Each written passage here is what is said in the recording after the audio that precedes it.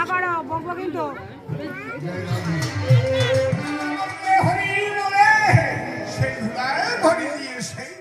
Hello বন্ধুরা, আমার আরও একটি নতুন ব্লগিং ভিডিওতে তোমাদের সবাইকে অনেক অনেক স্বাগত। এখন যাব আমরা মহোৎসবের ওখানে।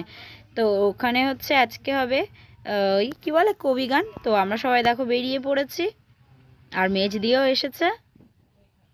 আমাদের বাড়ি থেকে একটু বেশ কিছুটা হেঁটে গিয়েই পরে হচ্ছে আমরাতলা বলি আমরা অ্যাকচুয়ালি।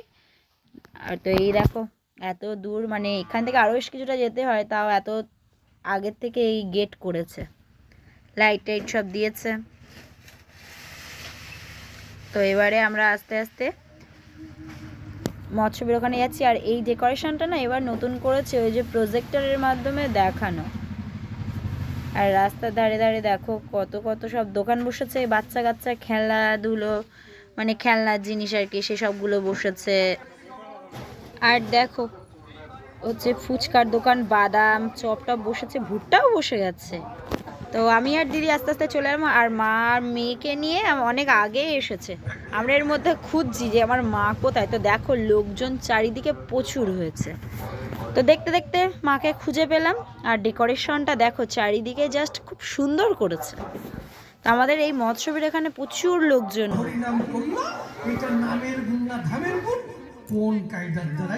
তো এইদিকে হচ্ছে কবি গান শুরু হয়ে গেছে। আর আজকে কবি গান করানোর জন্য স্পেশালভাবে আনা হচ্ছে অসীম সরকারকে। অসীম সরকারকে মনে হয় তোমরা অনেকেই চিনতে পারো, কবি গান করে খুব সুন্দর। তো হচ্ছে উনি এখনো আসেনি, কখন স্টেজে উঠবে আমরা সেই আশায় কিন্তু অপেক্ষা করছি। তারা সংস্কৃত শ্লোকে ডাকি ডাকি কিচির মিচির শ্লোকে কি কথা কয়, সেই সংস্কৃত শ্লোক ব্যাখ্যা করে বুঝাই দাও আমার ধারে, শারীর কথায় মাথা ঝুল দিলে কিসের তাই। কি পরিষ্কার, বৃষ্টি দিরা এসছে তো। আর এদিকে নিত্যানন্দ যিনি এই তো দিয়ে থেকে তিনি দুটো বিবাহ করেছিল, কথা আমার বাবুর দিকে গেলে পরে নিতাইয়ের জয় দেয়, জয় নিতাইয়ের জয় দেয়। বুঝলাম ও দিদি ভালো আছো?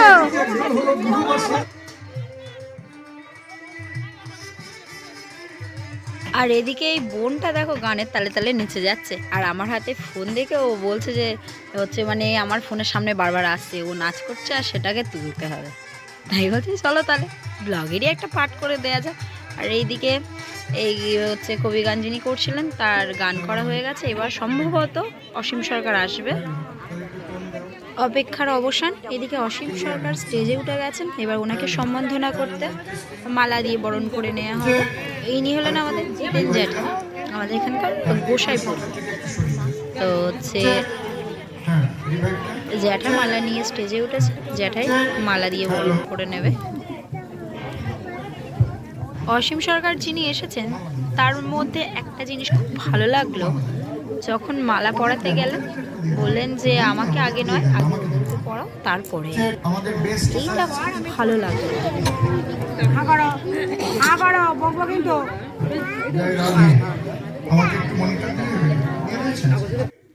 আমাদের হচ্ছে এক প্যাকেট বাদাম কিনতে দেওয়া হয়েছিল, ওই পাশের কাকিমা হয় উনি গেছিলেন, তাই জন্য আমাদের কিনে আনতে দেওয়া হয়। আর আমি এদিকে দেখো চেয়ারে বসেছিলাম, বসে বসে বাদাম খাচ্ছি।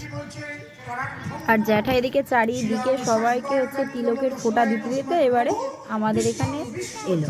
তো মা দিদি নিচে বসেছিল, আর আমার তো পায়ে ব্যথার জন্য আমি আর নিচে বসতে পারিনি, আমার জন্য মা চেয়ার রেখে দিয়েছিল। তো আমি হচ্ছে চেয়ারেই বসেছিলাম। আর জ্যাঠা দেখো সব দিক দিতে দিতে এখনই এই দিকটাতে এলো। এখনও মনে পেছন দিকে ওই দিকগুলো এখনও ফোঁটা টোটাগুলো দেয়নি সবাইকে।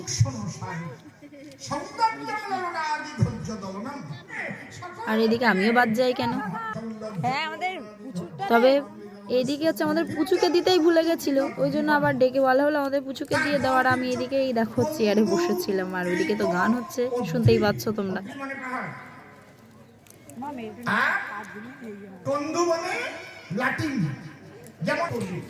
হাই রে, তিলকের ফোঁটা নিলাম কিন্তু বোঝাই যাচ্ছে না, হালকা হালকা বোঝা যাচ্ছে।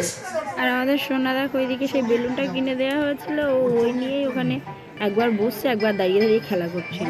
আপনাদের সকলের শ্রীপাদ পদ্মে জানাই আমার ভক্তিপূর্ণ প্রণাম।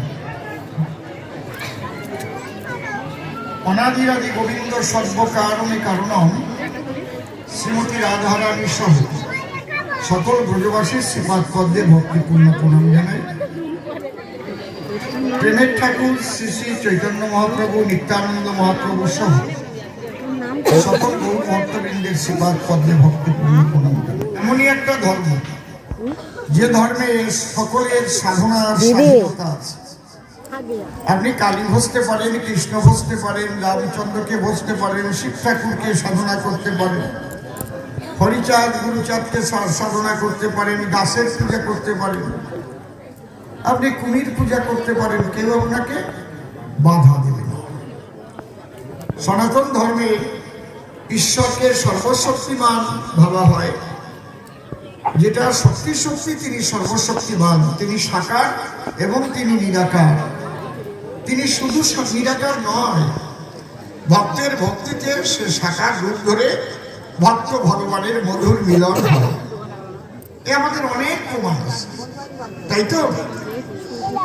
শ্রী শ্রী ঠাকুর রামকৃষ্ণদেব মাটির মূর্তি পূজা করেছিলেন, সেই মাটির মা জ্যান্ত হয়ে তার সঙ্গে লীলা করেছে। রামপ্রসাদের মাটির মা তার বেড়া বেঁধে দিয়েছে, সাইডে একটা সাউন্ড হচ্ছে, সাইড সাউন্ডটা।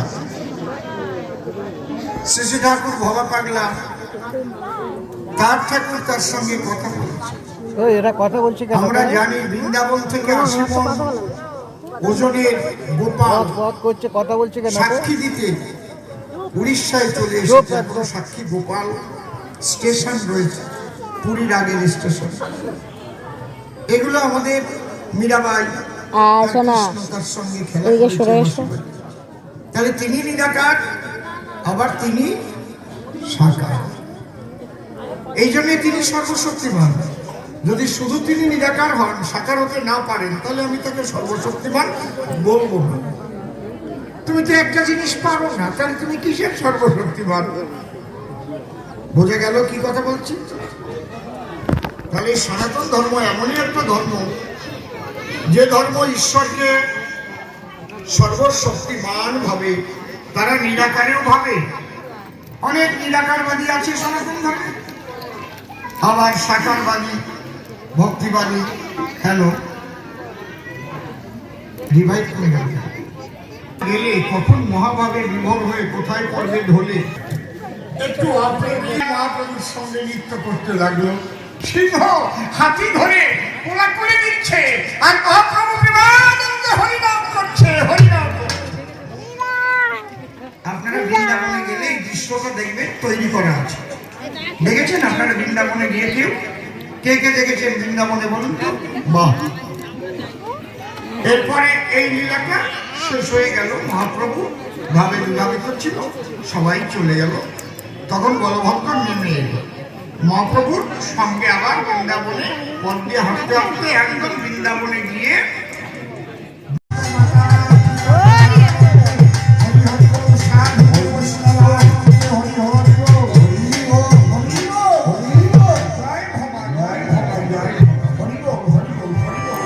গান টান করে অসীম সরকার এবার স্টেজ থেকে নেমে আসছেন।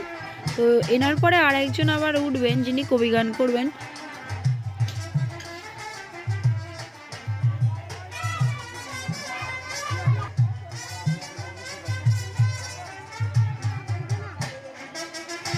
তো আস্তে আস্তে দেখি লোকজন সব খালি হয়ে যাচ্ছে, মানে অনেকে সব উঠে চলে আসছে।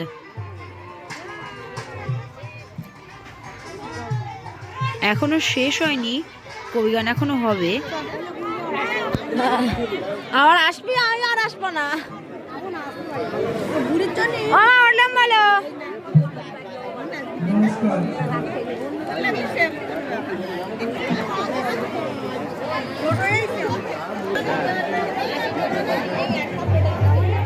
বাড়ি চলে এলাম। আর আজকের ভিডিও এই পর্যন্ত। ভিডিওটা ভালো লেগে থাকলে অবশ্যই লাইক, কমেন্ট, শেয়ার করুন, সাবস্ক্রাইব করতে ভুলো না। টাটা।